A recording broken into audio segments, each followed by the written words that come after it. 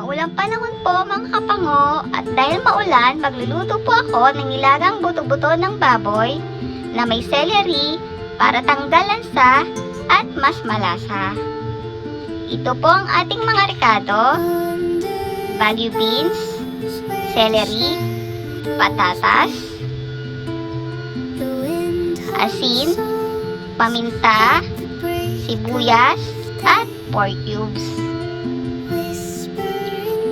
Pakuluan na po natin ang ating buto-buto. Ang unang kulo po ay ating papalitan ng tubig. Ngayon po, napalitan na po natin ng tubig. Pwede na po natin takpan at pakuluin uli.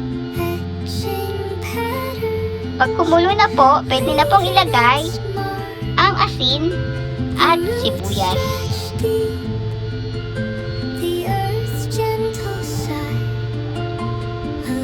Takpan po uli hanggang sa lumambot. Pag malambot na po, pwede na pong ilagay ang patatas, celery, at paminta.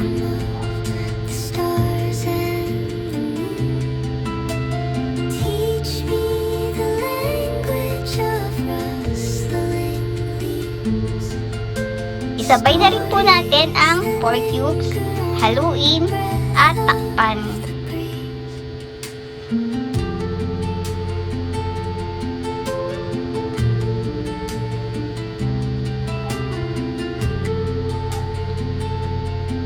Pag malambot na po ang patatas, ilagay na po ang pechay at baguio beans. Ngayon po, luto na po ang ating nilaga. Pwede na po tayong kumain. Ako po, hindi na naman po pwedeng kumain, sabi ni Mama. Bawal po kasi sa akin.